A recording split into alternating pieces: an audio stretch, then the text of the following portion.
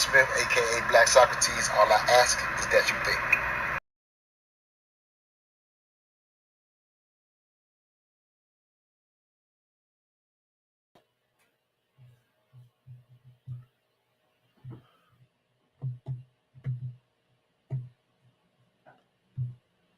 What's up, everybody? It's your boy Montoya Smith, aka Black Socrates, and welcome to another episode of the Just My 3 Cents podcast, a live, rapid fire, interactive podcast where you can jump on, hit the link, and join the discussion. My goal every week, typically Wednesday nights, we try to rock 8 p.m. For the most part. But my goal every discussion is to allow you to jump on with me live as we discuss issues of race, sex, and culture. Obviously, a lot going on this week. Clearly, just to jump right into the Will and Smith and Chris Rock situation. But I do want to make it very clear that in our discussion, I want to get, if I can, get away from probably what you've already been discussing over the last few days since it happened. I want to kind of get the actual act itself out of the way because people are, to a degree, falling in relative two camps about whether or not, in a sense, Will should have, or what he did was right, or was it some type of protection of his wife. And so to get started, I want to just briefly basically lay out what I consider the two extremes in which this conversation has been had over the last few days. And I really want to move us to some other thoughts that I would say are hopefully very different than what you've already been doing. So if you happen to see the promotions for today's show, we entitled it what Will and Chris. Please, I think I'm actually messing the title. Please stop looking at it through white colored glasses. And so after we kind of lay out the two extremes of what, I guess it's obviously a lot of nuance. We love talking nuance, and that's what we're going to get into, some nuance. But again, I don't want this to be just about whether you agree or disagree with Will and Chris. So I'm going to encourage you to jump on, but hopefully after I lay out these two extremes, we can get into what I consider the deeper discussion. And I actually see this moment as an opportunity to get into the later discussion. So hopefully that part will make sense, and that will be the gist of what we do versus just doing a dialogue of whether you agree or disagree with who in either party, Jade or whatever the case may be. But here are the two extremes that I've captured or feel like that I most understand, and they're opposites. So again, this is just getting this out the way. Obviously don't tell anybody exactly what happened. But I'll say when I first heard about it, and this will lay out why I can understand both extremes. So when I first heard about it, I didn't know exactly what had been said. I just heard through a friend of mine via the phone just saying, hey, I just got this video of, Will Smith slapping Chris Rock. And I initially didn't even want to see it. And she was just breaking down. Like, I was like, is it a joke? Is it serious? When I just first heard it, because I hadn't seen anything. And she basically broke down, no, I think it's actually serious. And I was like, huh? Didn't know what had been said. So before I knew what was said, here's one extreme. And this is how I initially felt, again, before I knew what was said.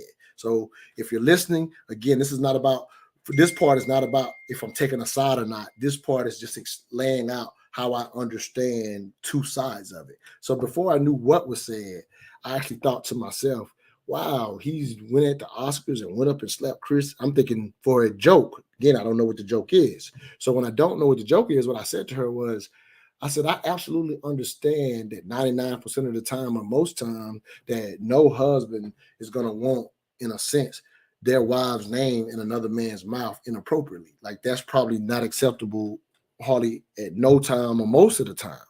But I said to her, again, not knowing what was said, I said, however, the one time where this doesn't apply, and I gave as an example, of course, she told me it was the Oscars, but the example I gave her was, like if me and my significant other or somebody I'm dating goes to a comedy show and we sit in the front, it's very quite possible that comedian may begin to roast you or say some things that get under your skin. The joke itself may apply to home because you just really never know, to a degree, in a sense, comedians who basically look at life, they may end up talking about an aspect that hits near and dear to you. And so we've seen from time to time hecklers or people in the in the audience where the comedian kind of jumps on them and that issue touches them. And when that kind of happens, if that person that's in the audience basically rears up against that comedian, you look like the fool. And so again, before I knew what was said, again, I think this conversation falls into extremes. If you're just now tuning in, I'm just highlighting, I understand both sides of this aspect of it. So because I knew that, I said to my friend, again, not knowing exactly what Chris Rock had said at that time, I thought to myself, based on Will and Jada's history, and unfortunately, how Will has been looking over the last couple of years, if you will, with certain things that have come out on the red table, talking things of that nature. That's in my mind, but all I'm hearing is that Will went up and smacked Chris, hadn't seen the video, hadn't heard it. And I'm like, wow, she got him out here looking like a total fool. Because again, at a comedy show, if you go and jump in on the actual comedian when they're roasting you in that front row, you typically look like a fool. That's the one time where, in a sense, that may be allowed in a comedy situation, which I didn't know that Chris wasn't hosting or whatever. I just assumed he was hosting again or something like that. And so until I saw it, then I saw the other extreme. Again, I'm just getting out the details so that I can move on to a bigger conversation. I just want to, again, at least mention the details of both sides and how I can see it both ways. So when I literally watched it and found out that it was actually a joke that in a sense referenced Jada's alopecia, which I vaguely become aware that for either from the red tables, her highlighting how that was such an issue for her, and that's why we would often see her in head wraps. And so basically, this was a major issue for her from a personal standpoint, and even having some people that I know that suffer from alopecia or whatever. But if you just understand the psychology of it, it can create a lot of anxiety, and it's quite understandable because our hair is typically probably more important to many of us than in a sense that it should be. To a degree. I'm just talking about just in general. We really value our hair. That's why it's $1 billion industry. And so for her to, in a sense, have that issue, and I don't want to exaggerate it as if alopecia is a serious medical issue as far as your health goes, if you will. So I don't want to overstate it. I'm not trying to exaggerate it. But when I heard that was the joke, and knowing that she had publicly said, hey, this is an issue that I've been struggling with, that changed it for me a whole lot. Again, this is just seeing it from the other side. This part is not about my opinion. I just want to show you how I understand both sides of it. So I thought to myself, okay, so if I'm in Will's shoes and I'm more likely going to win this Oscar, right? I'm up for this Oscar, and now my wife, regardless of our history, is coming out to support me, and she's deciding to do it in her true authentic self.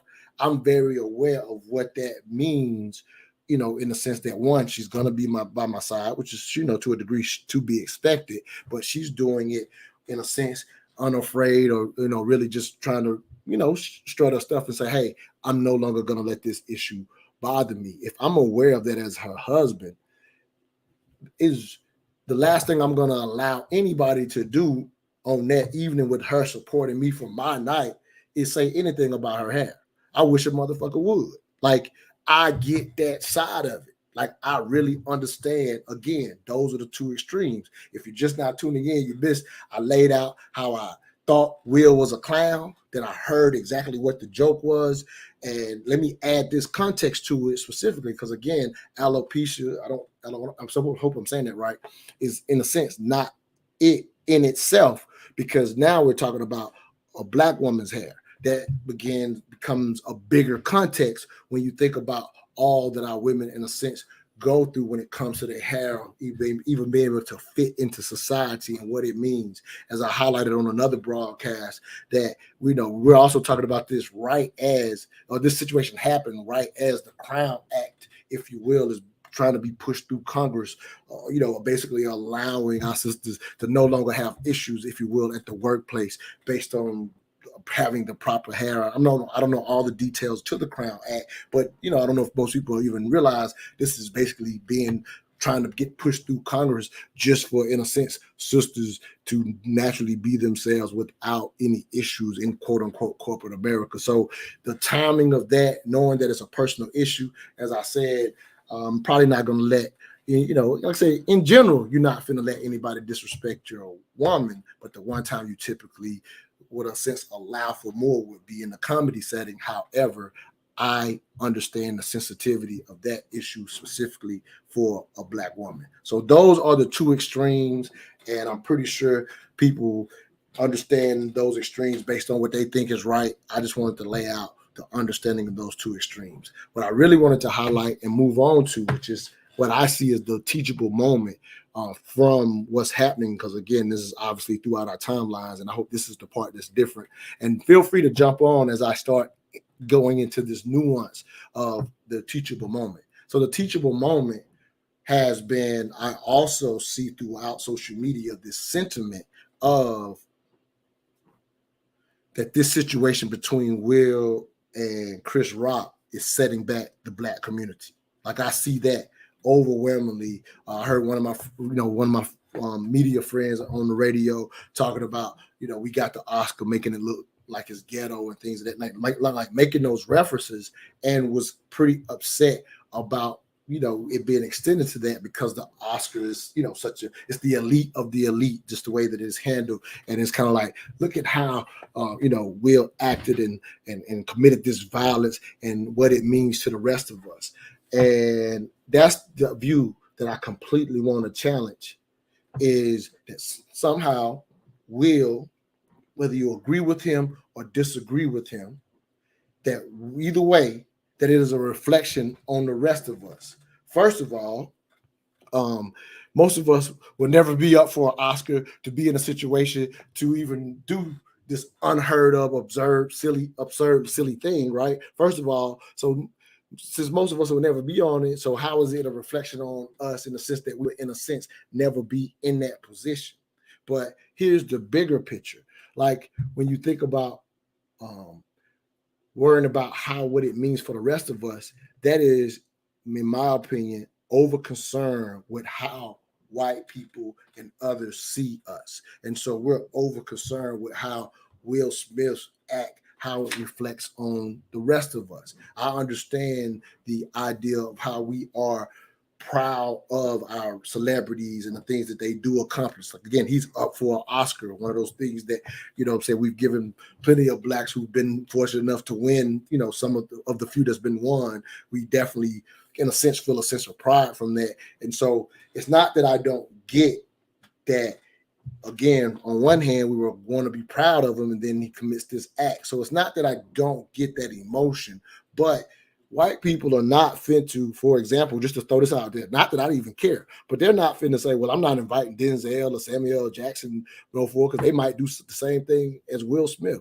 Like, no white person is thinking of this. Like, I saw Joe Rogan, of all people, right? He was just shocked that Will was able to finish. And get his reward versus being taken out of there for basically assaulting Chris Rock. And if you know any background about Joe Rogan, he's basically a comedian as well. And, he was just in the news, not necessarily for the best of reasons, but I'm highlighting the Joe Rogan example when I'm watching on social media plenty of Black people belabor this idea that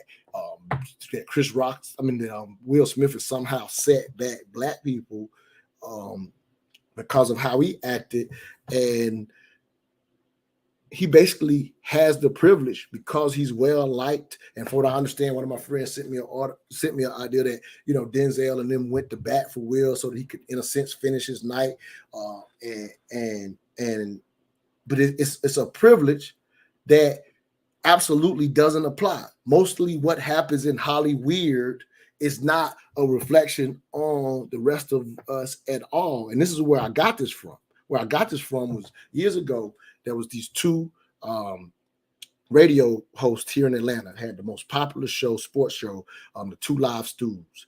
And something that I wish I could remember what the situation was years ago, but something had happened. I listened to the show damn near every day when I first moved down here or whatever, and something similar had happened. Something that happened with some celebrities that was kind of, running, just running. I don't think social media was as big as it is at the time, but it still was the news of the day, and every show was talking about it or whatever. And literally, whatever that scenario was, somebody called in.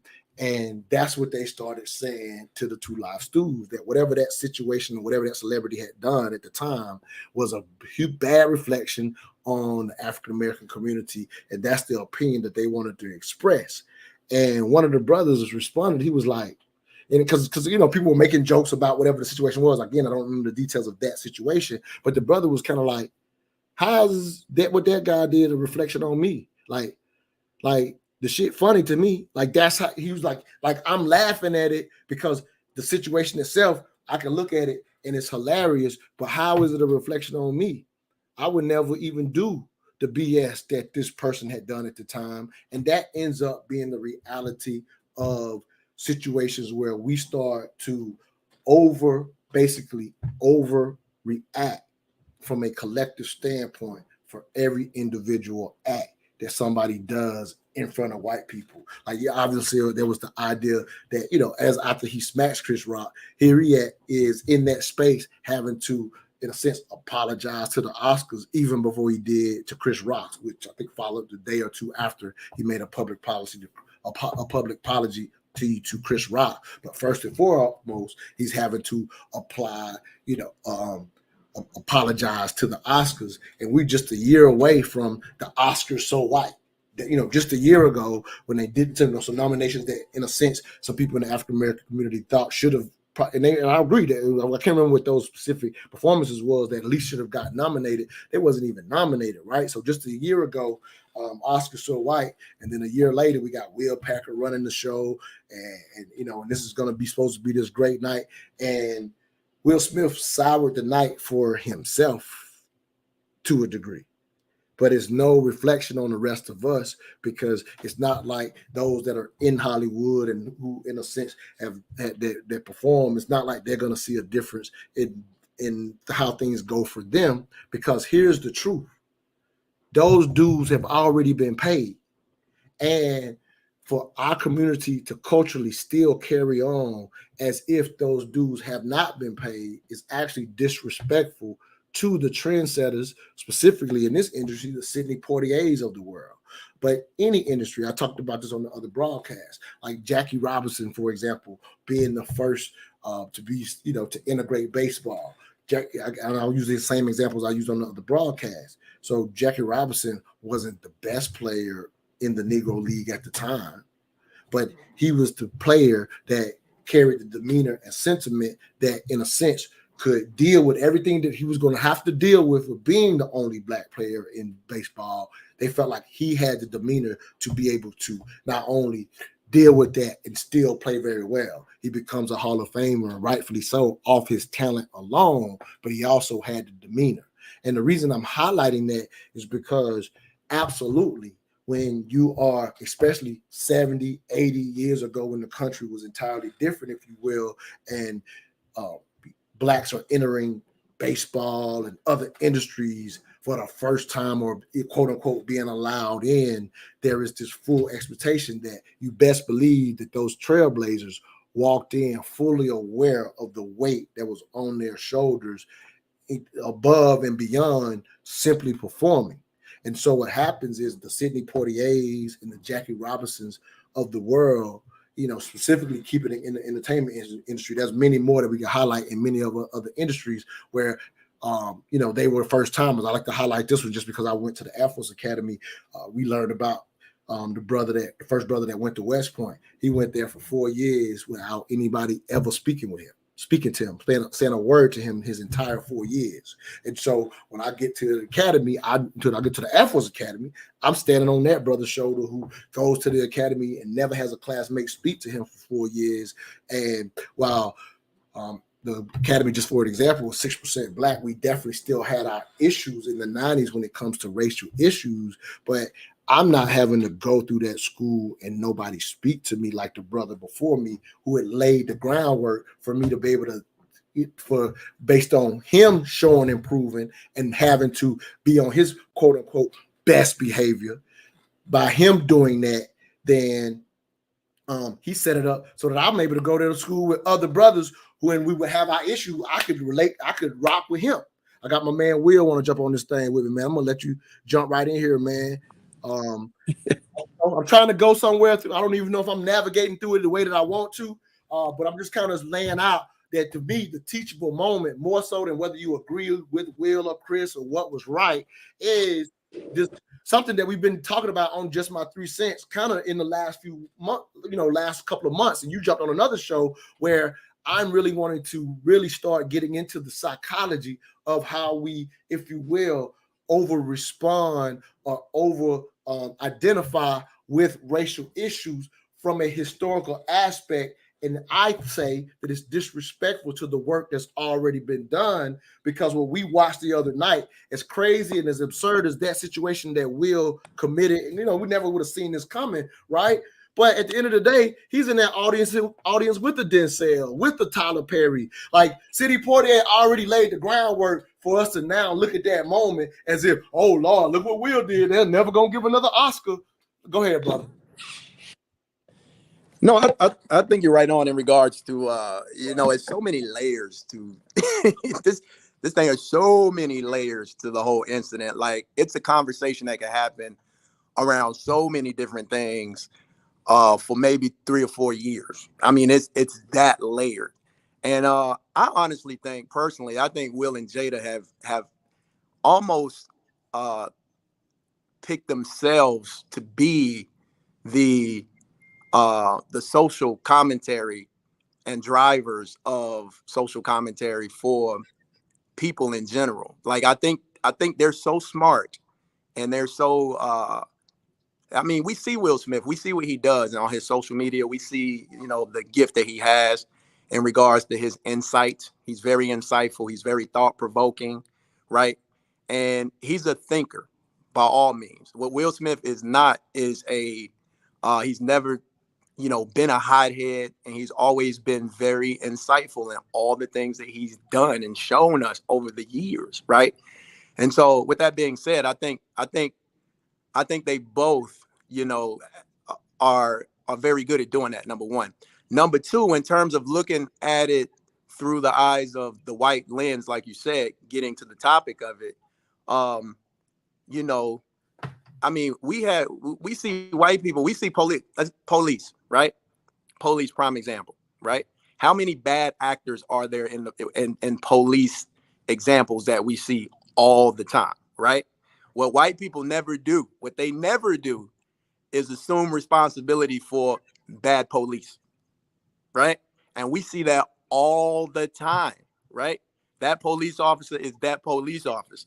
You know what I mean? And he was the bad actor in that situation, and he was the aggressor, and he was the one that violated, not us as a people. And so you never see white people going, oh my God, that police officer was so bad. He was a bad representation for all of us. Nobody does. They never do that. So why do we, and I know why we do, but it's just kind of a rhetorical question, right? Because it's something inside of us. We want to be pleasing in the eye of white folks so much, some of us, right? That when we do have human reactions and human nature takes over sometimes, it's a reflex, right? Which you could say what happened to Will Smith was more of a reflex than even a something that he was in control of, if indeed it was an actual real deal. But speaking as it was, that's more of a reflex, in my opinion, than anything. Was it bad? Yes. I mean, physical violence is never the way, and it sets such a bad example in the way to handle situations like that for children. I'm all about, like, what do the children think when they see that behavior, right? And what he should apologize to more than anybody is the kids that he influenced. I mean, Chris Rock, obviously, number one, right? But I'm like you said, to apologize to an academy that 4 years previous you were boycotting, before you even apologize to, the man who you violated. And I'm with Joe Rogan. Like, like we got to have consistency in our society in order for anything to move forward. So how do you set the example? How do you be the example? And you have to be the example if you want change, if you want people to accept you, right? And they've always fought for change and and equality. I mean, by goodness sake, they boycotted the damn thing 4 years ago. You understand what I'm saying? For equality or lack of for inequality, right? And now you're exemplifying, the same thing. That's not like, it's just crazy to me. Like, and again, the dynamic is so, like, there's so many layers of discussion that you could talk about. You could talk about Yeah, but Black let me women. jump on that part right there. Let me jump on Yeah. that part because I just want to highlight the silliness of. As I didn't realize that was 4 years ago. I thought it was sooner than that. But either way, if you're boycotting, like you said, the silliness of boycotting it, right? And now these years later, to the point where we're worrying about how somebody acted on that platform as a reflection on us. But again, what do you think about the idea of there have been historical figures that did need to carry that burden? And I'm just talking about the psychology of moving that burden to 2022 and how it's actually, in my opinion, disrespectful to those who have got us to this point where you can move like other cultures from the standpoint of it's not a collective thing. That individual did that. That's a reflection on him. Like you say with the example of the bad actors with the police. Like when you want to think of the worst and ratchet stuff, we over-identify with that and call it ghetto in our community. But as you said, and it's time for us to move to what I'll say this space. But if you remember that reality show, Honey Boo Boo, I really never really saw it. I just heard more about it than I actually watched it or ever saw it. But Honey Boo Boo's on TV, and it's the most ratchet, craziest thing you could ever see. And the reality is, there's no white people. White people are laughing at Honey Boo Boo, but none of them are saying, "Look at how we act." And it's time for us to realize our ancestors have got us to a position where right. we and I don't think have to over-identify. I think we hate being generalized at the end of the day because we're such a small segment of the of the population. So generalization to a small segment of the population is very personal. You know what I mean? The majority, you know, I I don't know. It's I just think like white people don't fall into that and they laugh at that. But it's natural. I think to say it's natural to generalize. We generalize white people all the time. Yes, Right? yeah, humans generalize at all times. Like it's just natural to generalize. Yes. And so you're right that it is personal. I'm trying to have a conversation about making it so personal. Right. Like that's the learning lesson. But that's the point I'm making. Like we generalize white people all the time. We call them everybody. We say serial killers. White people are serial killers. We say white people commit suicide. We say that's some white people shit. We say that kind of stuff all the time, right? And we generalize all the time. And they just, obviously they're the majority, right? Obviously, there's a dynamics to that, but we do it too. They do it. We do it. They accept it in the way that. Say it again. Humans do. Humans do it. But the way that they embrace it though is not as a collective. They don't embrace it like right. And I don't want to focus on them. What I'm trying to do here, Will, is dialogue.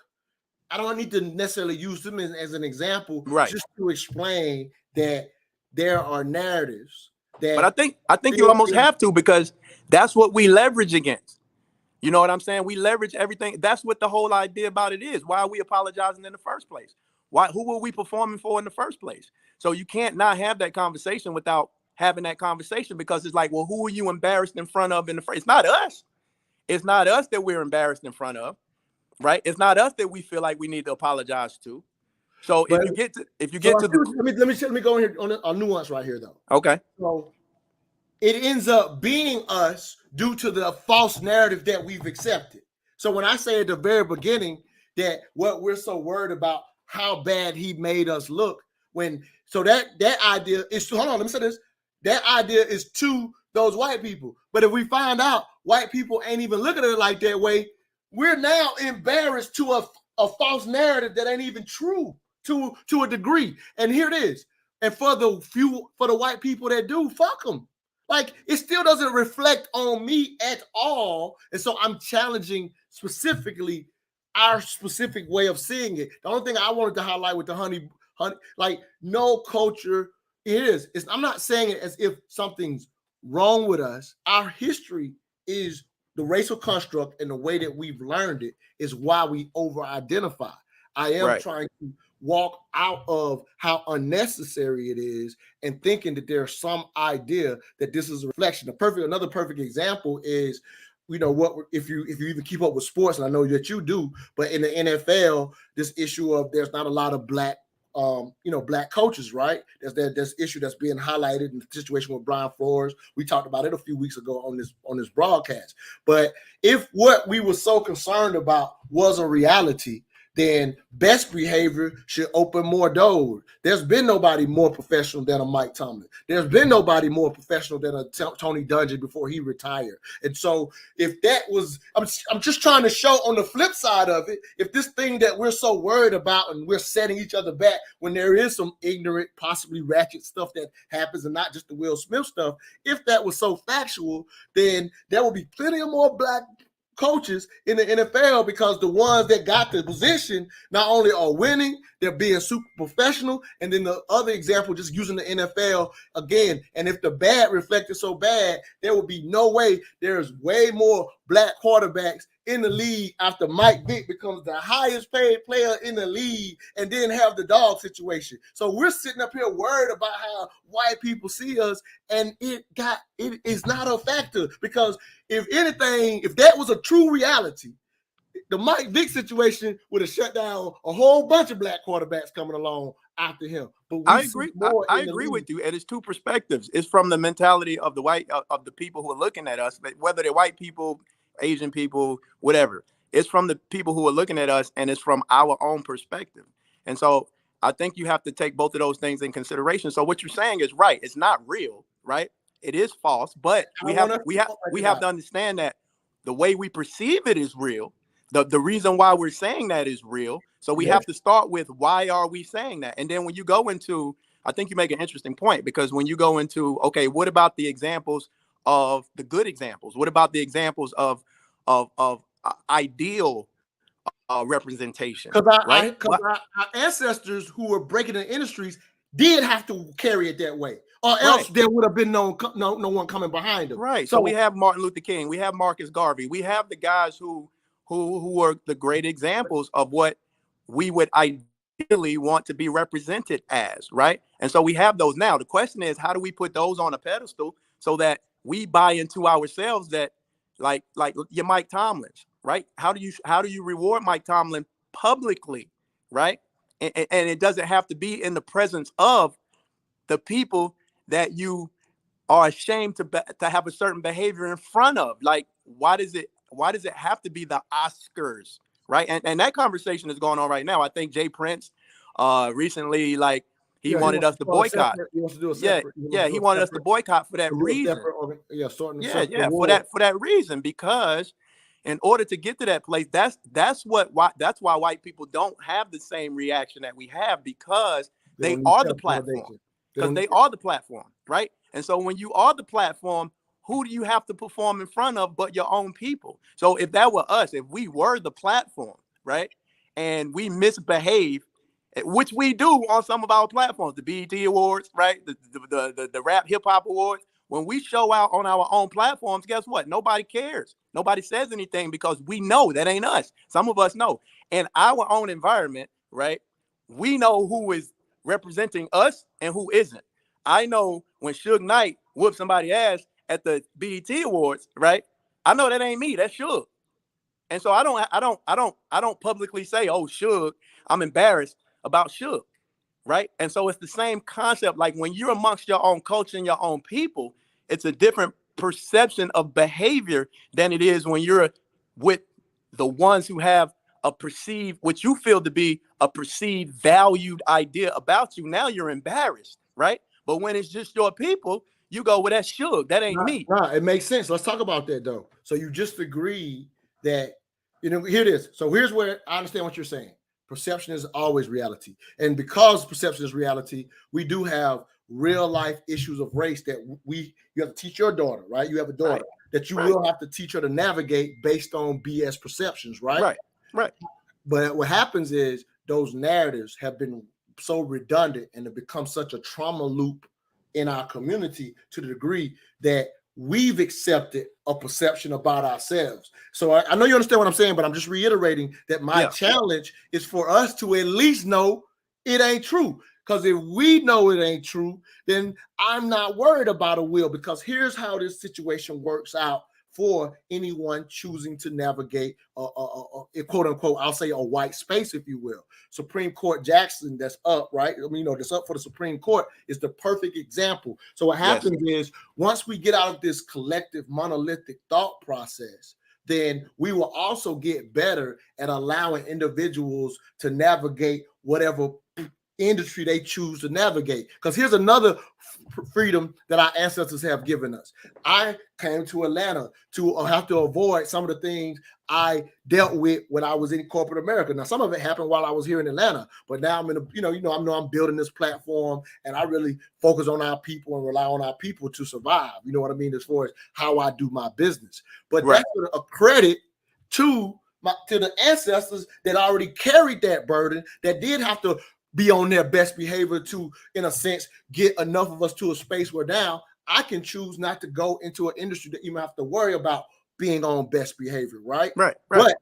But when we get away from the collectiveness, then we can allow people to take the choice I made. Or if you choose to go into Hollywood, you're a businessman, and I know you kind of do national, global work, if you will. Right. So I can imagine you're not doing business with, just us. I know you're doing business with people in China and people all over the world, right? Right. And I'm just saying we would get better at allowing people to choose and do what they need to do to navigate the culture. So what happens is, even as I highlighted, hopefully people can catch this nuance. So even as I highlighted that Will, in a sense, apologized to the Oscars even before Chris Rock, I know how, to a degree, that does seem negative because of how we see ourselves collectively.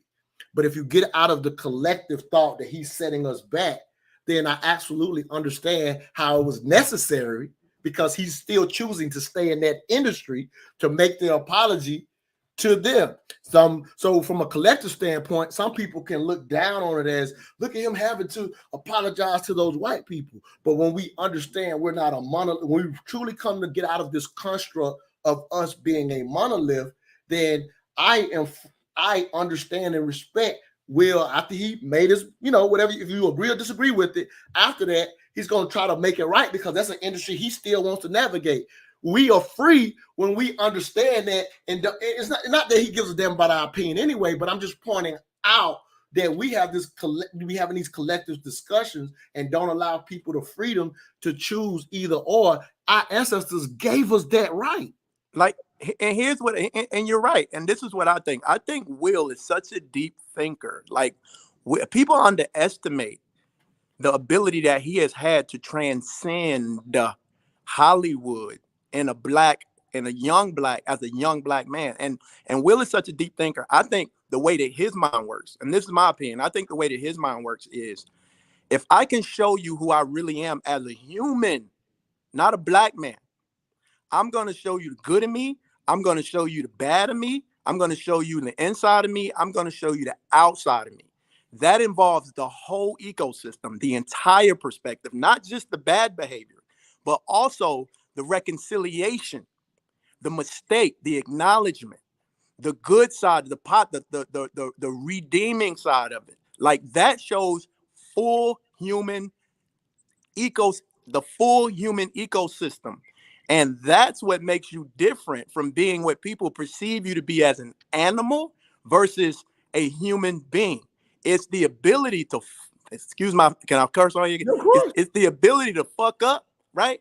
And correct that, all in the same fucking setting. He showed you the full emotional roller coaster of the entire process in less than 4 hours. What he did is he went from angry he went from upset to angry to appreciative to apologetic, crying like a baby. He gave you the full fucking show of human emotion. So how does that impact the people? And he's a deep thinker like this. People don't get it. And that's why I say these guys, whether it was real or not, Go ahead. Go ahead. Whether it was real or not, Will Smith's intent is to bring people into his emotional cycle to make you see him. He's an actor. That's what actors do. Highlight what you're saying right there. I want to highlight it from this specific standpoint because our collective thought comes from a historical place, and I'm trying to, in a sense, challenge our community from this collective standpoint. My bad. I can't hear you, man. My phone started ringing, and then now I can't hear you. You can't hear me? Yeah, because my phone started ringing. I don't know what happened, and then I came back, and I can't. Can you hear me? I can hear you fine. Yeah, I can't hear you. All let me right, see. Let me unplug. Jump out and jump back in. I'm gonna continue this thought. So the beauty, again, anybody can jump on. I mean, I'll come back in. I'll come back in. Yeah, please jump. Yeah, come back in. So obviously, for him, that point is about Will specifically. I feel like what he said is brilliant. I didn't see that coming, but he's right about, in a sense, Will, in a sense, all in a 4-hour period was allowed to be human, if you will. The reason I want to jump on that, hold on, let me bring him live. He's back. Hear you now. I can hear you now. Now, the reason I want to jump on that I consider that a salient point is because now when you go into the history for why we are embarrassed or try to, in a sense, live up to these other people's ideas that we've now agreed really ain't even ideal out there now. The reality of what you just said about Will, that's what was taken from us from the day we were brought here. Exactly. Humanness is is what was stripped of us, right? Exactly. And so there was a time where there's no one that a black man in that setting or any other setting could have slapped someone else and not at least been taken to jail, right? And so I'm highlighting that to say that's the progress that we've made, and we're not honoring the work that our ancestors have already done. So once we realize that we can operate individually as we need to based on any cachet we built. Will has built enough cachet in Hollywood that you got a white man, Joe Rogan, saying how that man didn't go to jail because he's built up the privilege in his industry based on his own action. We can all move that way. 100%. 100%. And what he was given is the time to show you the full human perspective. He was given that time, and he knew he had that time.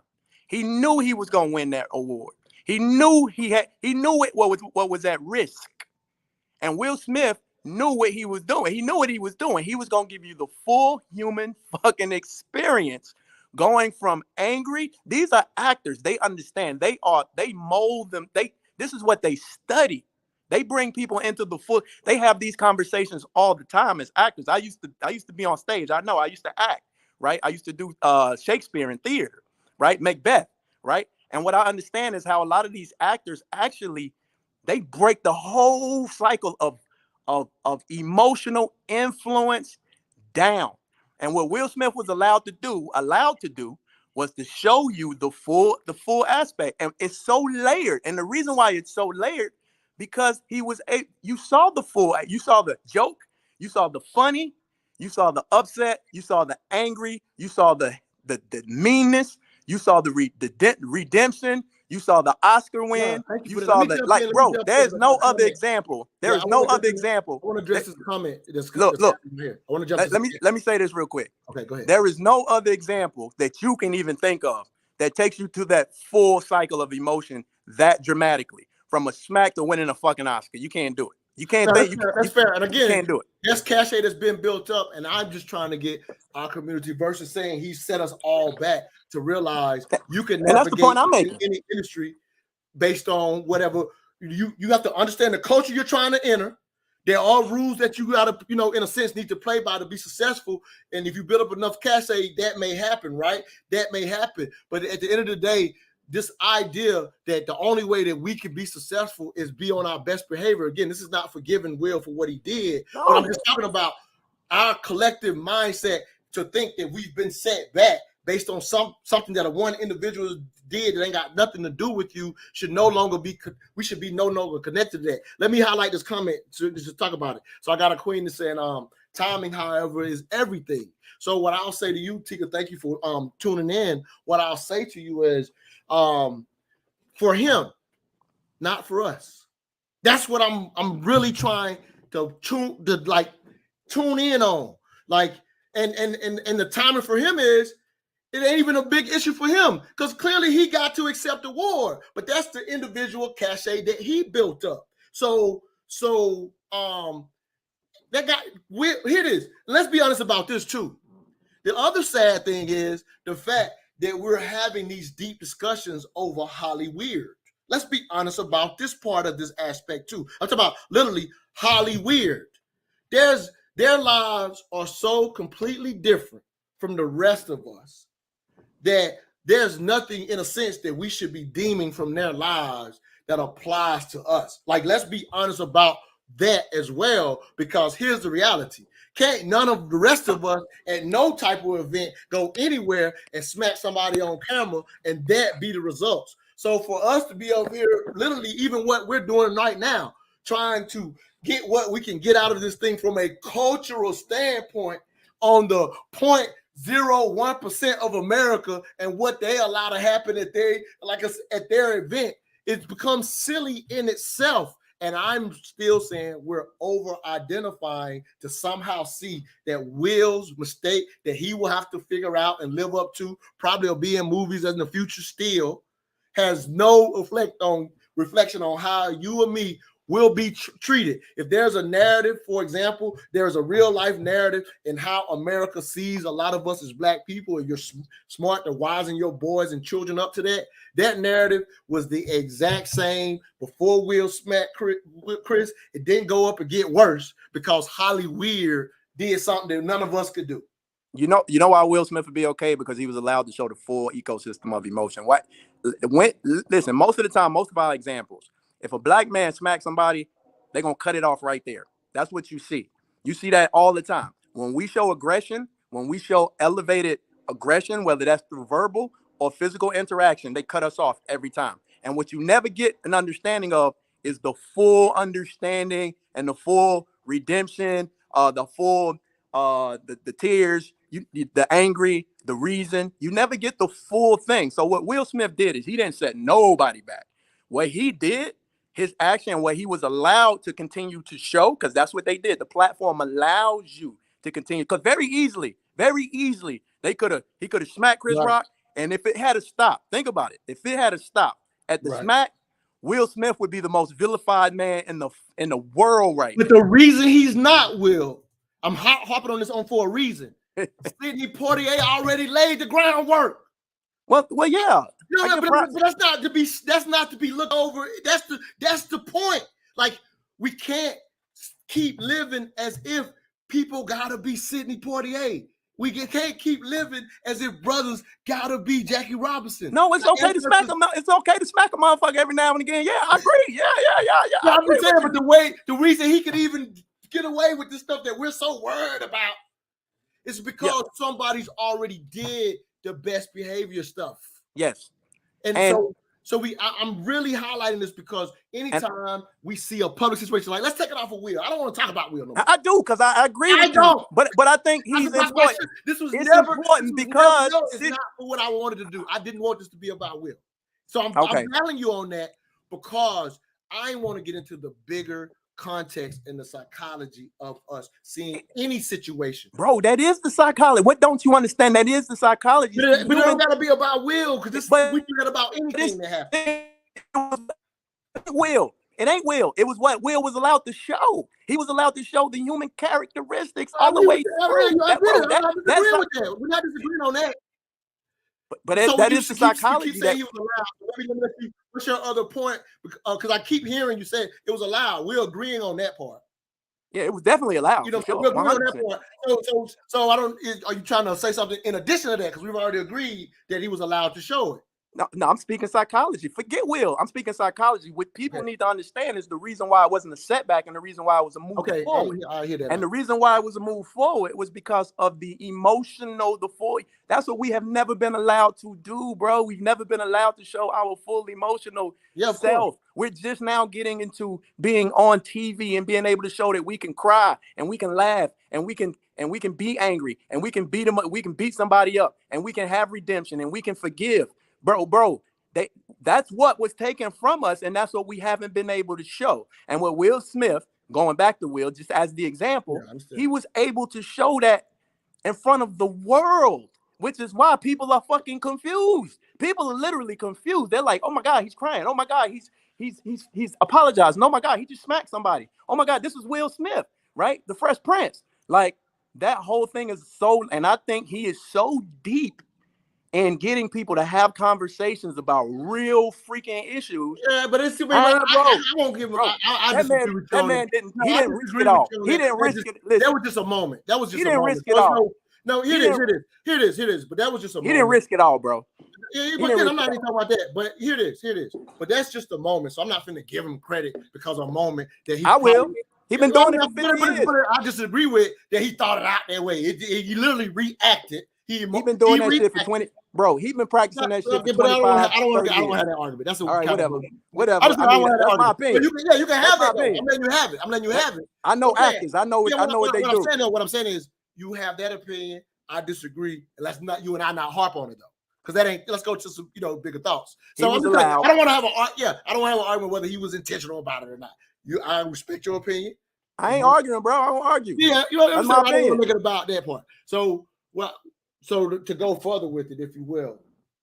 So ultimately, I don't even know if the last part you said ends up being true because I don't give that much cachet to the 1%ers or the 0.5 percenters that there's this overall effect. Like, again, Sidney Poitier and the ancestors got it to the point where he could, in a sense, be allowed to show everything that you're saying. But it being a benefit, anything that happens in Hollywood based on your talent and your ability and how much they like you, I don't see it as if I'm going to say it's not a negative, I don't see it as a push forward either, because what the 1% allowed to do really has no effect on our lives. And the reason that ultimately matters for anybody listening is I challenge you to be very aware. If you think about our own lives, there's a reason why celebrity works so well, right? Celebrity works in advertising. Celebrity is pushed heavily in this country. Hold on, I want to go somewhere with this. Let me go somewhere first before you go. I thought we weren't having that conversation. Let me just go where I'm going. Go ahead. So where I'm going now is I don't see it as having the negative or even the good that you suggested. Again, because we're talking about Hollywood, and where I really want to go with that is ultimately how protective parents need to be of even allowing our children to get caught up in the lives of celebrity, because the world is so different for them and the things that they are allowed to do. They're allowed to not be accountable. We hold them on a pedestal, and sometimes we fail even within the things that we say we believe. We give leeway to a celebrity. And so I would use this moment, as much as we spent time talking about it and whether he set us back or, as you suggested, maybe even moved us forward, I would just challenge all parents out there, when you realize Will's individual act is something that if you feel like if you agree with him, cool. If you disagree with him and he has to redeem, that's just about his family, has no effect on us. And you should ensure you have the conversations with your children so that we're not looking at their lives. Because here's a reality for our culture. We are moved by celebrity, which we all agree. You have a child. You're always having to protect your children from, in a sense, how we view celebrity. We literally let their lives quite often, quote unquote, become relationship goals. Like for example, that's a hashtag that we see now, relationship goals. So even when it comes to Jada and Will, there have been times prior to the last couple of years where they were considered relationship goals. And so now, we get a red table talk, by Jada giving out all this advice to the rest of us because we overvalue celebrity. And that's what they do, bro. Yeah, here it is. Yeah, that's what they do. But the challenge is to the rest of our community. One, stop identifying to the degree that they're setting us back, but also be very careful with your children versus allowing celebrity to have that type of influence in your children's lives. Like what we see them do, whether it's Jada and Will, or all the way down to Love and hip hop. When that's the influence, we will start chasing that even as adults, that type of quote unquote reality, when their lives is nothing close to the reality for the rest of us. So I don't know if I'm making sense with that, but I'm just really highlighting that we should be taking nothing from their lives. We can get more from the movies that they perform and the values that they may, not every movie, but I'm just saying we can get more values out of the make-believe stuff they do than we should be taking from their lives. 100%. The way I deal with it is, look, if I got a 7-year-old, so if my 7-year-old saw that whole thing, right? So if she saw it, then it's my duty to help her understand the significance of everything that happened. And so when I explain that to her, right, I am not going to say that black man smacked that black man in front of white people. That's not what I'm going to say. What I'm going to say is, baby, did you see how he got upset? Do you know why he got upset? Do you? And she's watched the whole thing, right? And so, okay, do you understand what happened? Yeah. Now, baby, do you see him apologizing? Do you see him crying? Do you see how he feels now about the action that he took? Right. So what she was able to see in that example is the full story. And that is the issue. We hardly ever get to tell our full story in public, on a public stage, or on a platform. We only see bits and pieces. It's the same reason why you don't like to watch, police shootings and police, because you don't get the full perspective of the whole thing that happened. They vilify the black man a lot of times in those things, and then they end up saying, well, it was justified, right? And that's because you don't get the whole story.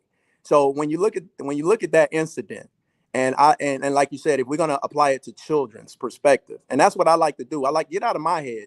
I gotta train this little girl on how to think and perceive. Same thing you're saying. Like, how do I get my little girl away from the things, the nuances that we've been conditioned to learn and feel about the behavior in itself? We're only looking at Will Smith's behavior as opposed to the full understanding of why the whole thing actually took place, and from the beginning to the absolute end. And that will help us understand the human in it, the human experience in it. And what it'll do is it'll take away a black man smacking a black man in front of white people. Because at the end of the day, it wouldn't matter if it was a black man smacking a white man smacking a black man, an Asian man, a brown man, a green man, a woman. At the end of the day, the examples happen to everybody. And so these things are never going to change. And we have to understand why that dynamic happens and how to navigate and understand that this is the human experience. It's the human experience. I absolutely understand, because you're able to get to that space because you don't over identify with, oh Lord, because once you go to the oh Lord, you pass on that narrative to a child. Absolutely. Right? And now they accept the narrative. How about this? The narrative has never been true. Let's go for the end of this. Let's go to the history, right? So there are certain narratives about how violent we are, how lazy we are, all these narratives that were placed on us while the social construct of race was being put in place. They were put in place for very necessary reasons based on what the country was trying to do, according to those in power, right? So the narratives were over-identify stereotypes that absolutely were not true. Well, the narratives have repeated themselves so long that now we accept the narrative that when, for example, a minority of people actually live out one of those stereotypes, because again, Honey Boo Boo is just a minority in the white community, right? And it's not looked at as a collective thing, right? So when we see something very ignorant or whatever, and we relate it to this narrative, we resort to look at how we act. I'm gonna tell you, before I learned to separate these acts from me, I'm gonna give you the perfect example of how I would, if I haven't made sense to anybody tonight, I think this example will clarify it more than anything. So before I ever heard it, I don't know if you heard me when I mentioned the Two Live Stools was the first time I ever got out of the concept of collectively looking at, oh Lord, how bad things make us look. And so prior to hearing that on that show and changing my mindset about this, I remember one time a friend of mine posted some situation. I think it was actually in Texas. I know you're in Texas. I don't know what part of Texas, but there was a situation where it might have been somewhere near there maybe. But I just remember a friend of mine posted this. It was posted this example where I guess where there was this welfare issue, whatever, where they was doing these like vouchers for housing, I think, or whatever. And so the way how it was being conducted in that particular county, right? They was actually doing it in a way where they literally had said it's gonna be a first come, first serve. We're open at 7. So, and this was people that really needed these housing, whatever benefits to be able to stay where they were staying, right? So they didn't. I don't think they anticipated, because so many people needed it. Everybody showed up early in the morning like a concert. So the line to let people in, and they decided to do first come, first serve. When they opened at 7, it was a herd of people literally running to try to be the first in line when they open up the thing. It looked very animalistic. Right. So here it is. Before I had this understanding, I'm watching this stuff in psychological pain and hurt, thinking to myself, look at how we act over a welfare advantage. I'm thinking this to myself. I had to catch myself, William. I had to catch myself and say, hold on, bro. That happens every Christmas, bro. That happens every Christmas. It is. Okay, you know about this thing. Okay, but here it is. Yeah.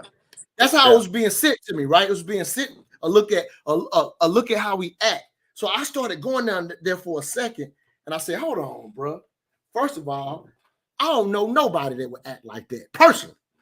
So there's about nobody in my entire life that would do that. Here it is. My relative experience don't make that situation right or wrong. I want to walk through the psychology of it, but I had to stop myself and say, so basically it becomes a lot in the sense of this is how we act when, one, I don't know anybody that will be in that situation, but then here was the second part.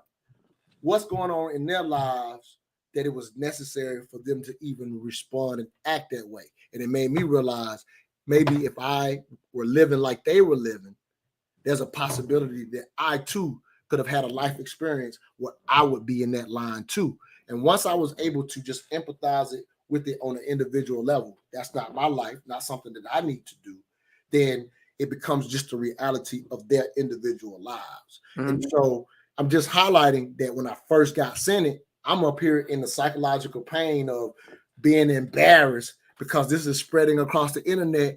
Why would I be embarrassed about anything? So people that never in my life have I ever done that. So why am I embarrassed? And hopefully, if I'm fortunate enough to get a wife and get some children, I'm gonna set them up so they never got to be in that line too. So why would I over worry about it? The reason I would worry about it is because I accepted a narrative of look at how we act, and it is far past time for us to stop worrying about that and realize individual acts, good or bad. You know what I'm saying? Not to say that don't be proud of anything. Like I love, for example, Jackson's up for the Supreme Court.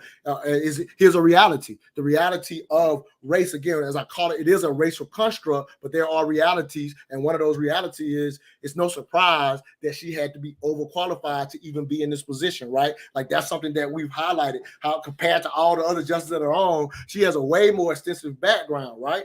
But that's a reality that she's been accepted on her individual path to even get to this position. She did everything that was necessary to get to that position because to navigate that industry, if you will, she knew what she had to do. But that's such an individual plight that you and I can be proud of. It's a waste of time to be mad that she has to be overqualified. She understood the assignment from the day she started down her path. Right. And that's a individual thing that if that's the achievement she wants, I applaud her for it. I want her to achieve it, but that's for herself. It's no real effect on me personally other than to prop her up in the event. Like you may prop her up for your daughter in the sense that may be an inspiration to her. But at the end of the day, you, with the type of businessman, I know how you train and teach your daughter. She's not going to be caught up that something that she's doing is a reflection or caught up by something that everybody else doing. Because if Jackson gets this position, at the end of the day, whatever your daughter wants to do in life, it can only be inspiration. Not really going to help her move into the position because our trailblazers already did that part. And we should really respect them to say that versus still having this context of look at how we act or we must be on our best behavior. It's really disrespectful to the trailblazers that got us to this point. That's how I'm closing this thing, King. And I think just to kind of close it, I think, it's a balance. Everything is a balance. So you have to balance connecting to the good examples and the positive people, because at the end of the day, like the Sidney Poitiers and the Jacksons and the Obamas, you have to connect your seeds to the goodness and the good examples. All right. So there is.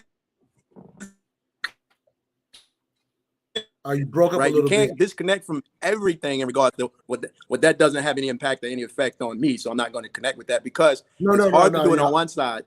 No, you're right. You're right. Yeah. So absolutely. So there is because here, let me throw this out real quick because if I didn't make that clear, and you're breaking up real quick too, so just so you know. But what you're talking about now is something else that sometimes we fail to understand. I'm not going to extend this conversation, but we don't understand history, how history is used, and that's kind of what you're talking about. You absolutely connect to the positives because it's a benefit for the esteem of your child. That's proudness. That's how you use history effectively. That's why governments use history. Cultures keep their history for the esteem and to know that you can do something. So you absolutely should attach to the positive. But nobody tells inside your family, you don't tell the children about the messed up stuff y'all went through in a sense for them to be proud of their family. You tell the story that benefits them the most. So I definitely don't want to make it seem like you don't tell the positive story. You focus on that and stop wasting time on what we spend time wasting on talking about the negative so much, or even asking or expecting history to tell all the bad stuff. Nobody tells history that way. So let me be real clear about what you're saying, because I'm glad you said that, because it probably came off as though I was saying you ain't got to worry about it either. Yeah, it's just clarity. It's balance. It's all balance, right? And the negative and the positive is all balance. And sometimes you do have to explain why things are the way they are, right? That's part of it. You know what I mean? Because those are obvious things sometimes. And sometimes when your children, when you do that, your children are going to come and say, why is this happening to me? Or why are they calling me this? And so those things definitely have to be explained sometimes, right? Yeah. But like you said, I agree.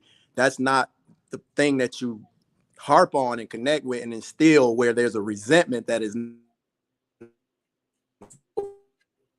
you don't want to do it that way, because that'll hold you back, right? That'll hold us back, just like it holds us back sometimes, right? That's why I'm having this conversation. That's why I'm having this conversation. Sure. The quickness to jump on is holding us back. It's a major stagnation. The fact that we even connect that way instead of letting that man be the individual that he is. I got a good question here that I will answer before I go. Tika says the question then becomes, what's next? Because outside of the slap, this is the most important ask. Where do we go from here? If you truly understand what I'm saying, we should be in this situation so unattached to it that there is no where do we go from here. That's his individual plight. It is no effect on, and it's not. I'm not coming from a place of indifference. It's no there's no collectiveness outside of what people in that, as I keep mentioning, the Sidney Poitiers, the Denzels of the world, they've already laid a level of cachet where they can say, don't take him to jail. Some people disagree with that and say that it's hypocritical. I'm not disagreeing that it's not hypocritical. I'm just so used to the world has always shown us when you earn privilege, your life doesn't go the same as everybody else. Will has earned a level of privilege to get away with something that somebody probably never would have got away with. And me and you would have been going to jail. We would have been going to jail. And so I'm just kind of going back through that to or the hospital. Exactly. Yeah, real. That's real. But I'm saying, so because it's so different, there is nowhere that we go from here. There is no. The attachment should just be simply shocked that he did it, but it's not anything collective for us. Go ahead. It's still the example though. Because I think where we go from here is not an action that you have to take on purpose. It's just the behavior. And what it is to show that it's a human quality to make a mistake and then be good again, or be accepted again, or have forgiveness again. Like Will Smith's just has to live. And right.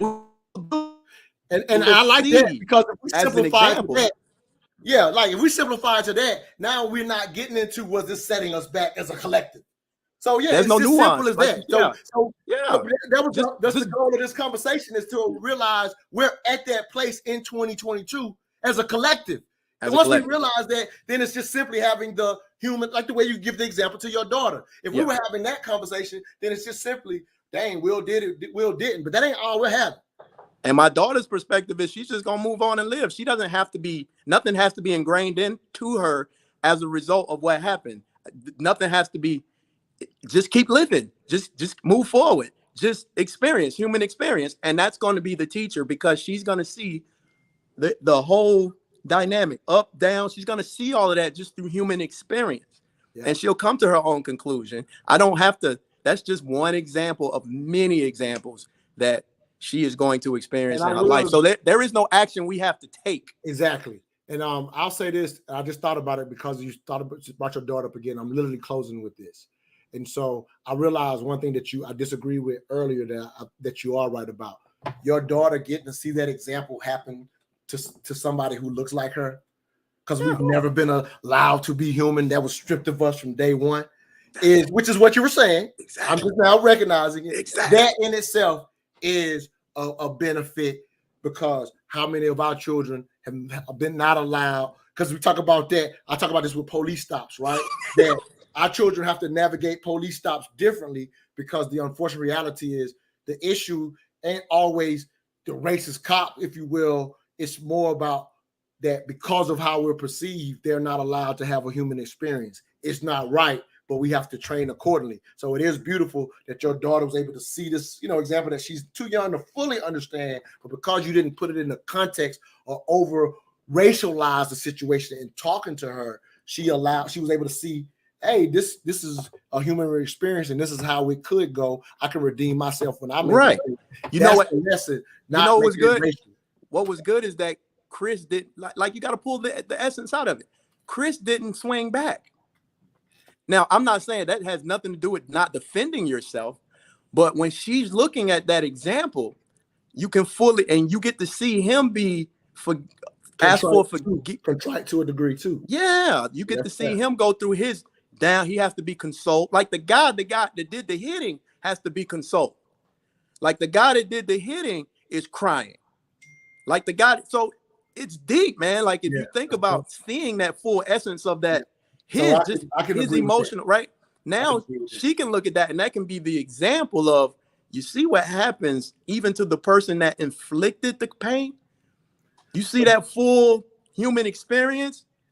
And what you're saying now is when we're not saying everybody is, but for those who are not over contextualized to the racial aspect, they can have that conversation. So that's why this conversation was worth having, is to allow us to get to that space and not get caught up over identify with this construct that was given to us. It's one thing you and I used to talk about Martin Luther King, right? They understood the strategy in not swinging back, and how that was going to set the example to actually be more productive in moving us forward.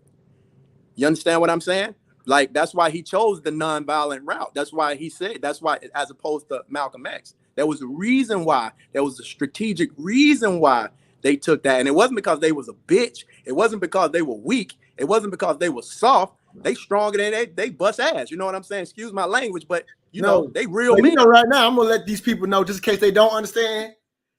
Dr. King's nuts hang lower than everybody's walking. Exactly. His nuts hang lower than anybody walking. I always say that, but not because I'm a fan, not simply because I'm a fan of. Right. I just want to make it real clear since you brought that up, because I don't want anybody taking this little example and going to their natural thoughts. When I say the nuts hang low, this is how the nuts hang low.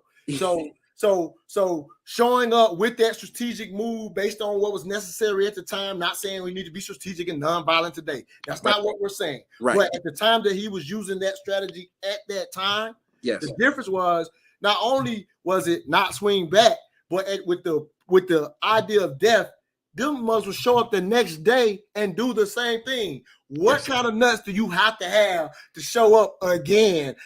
Taking walnuts. Exactly. Again, it was a strategy. I'm not talking about whether you agree or disagree with it. Right. But the last thing because we kind of, now that we're removed, I see people shit on the passiveness of it without realizing the nuts that it actually took. The gut that it actually took to do what he done. So I ain't gonna ever let anybody shit on the braveness of it. Well, even if you disagree with it, we can't call it weak. So Exactly. I want to get that real. Exactly. And if you understand the strategicness of it and how the impact that it actually had, do the study, do the science, do the math, do the knowledge, right? Don't just look at it on the surface level like we always do. You got to go deep.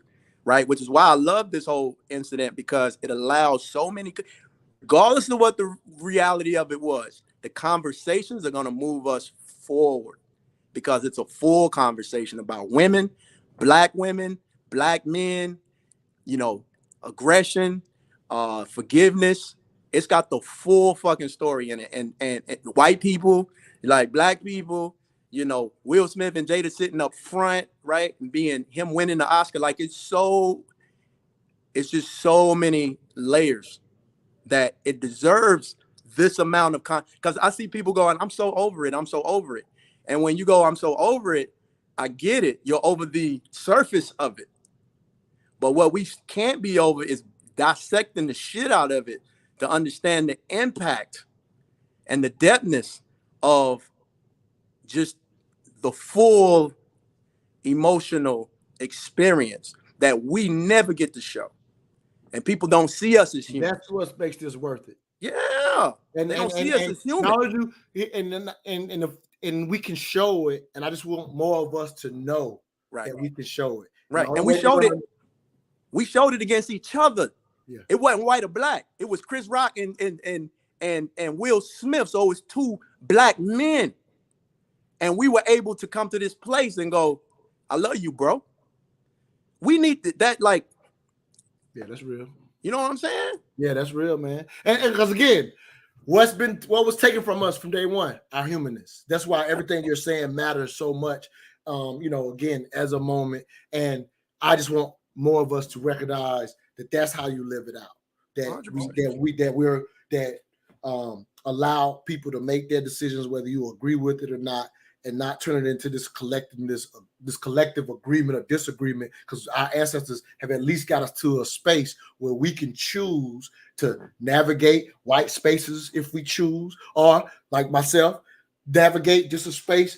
Because I really want that put in context, because there was a time that if I didn't navigate the white space, my sustenance was probably at risk. Right. Our ancestors already lived through that. Yeah. So they lived through it and got us to a point where I can come to Atlanta and basically insulate myself because I choose to. And, my policemen are black, my chief is black, my mayor's black. Like, I can choose that and navigate just within ourselves. And our ancestors got us to that. And we can't keep saying there's no progress, because what I just said is a whole lot of damn progress. And to the Joe Rogans of the world, we don't owe nobody no explanation about our humanness. We don't owe nobody no explanation. We don't have to explain our behavior. If it doesn't impact them in a negative way or whatever the fuck it is, we don't owe nobody an explanation of our humanness. Fuck them and feed them beans. Exactly. Feed the beans. Yes. And so that what we're saying now, that's the close. That's the close. My brother. Thank y'all, man. Thank you, bro, for always coming on. And this is what we do, man. Yeah, the comments been dope in here, man. So appreciate y'all for checking it out. Please share it with others. I definitely let it run longer because we were just rocking, man. Let me make sure I'm took care of everybody. The only thing we owe for, she said, the only thing we owe for is an ass whooping. That's it. Yeah, That's it. No doubt. That's it. But just be. We just in a space where we content with ourselves. I'm not going to share anything from my upcoming book. I don't know if I told you this. I changed the name to Re-Education of a Negro. That's dope. I like it. Yeah, that's a change of the book.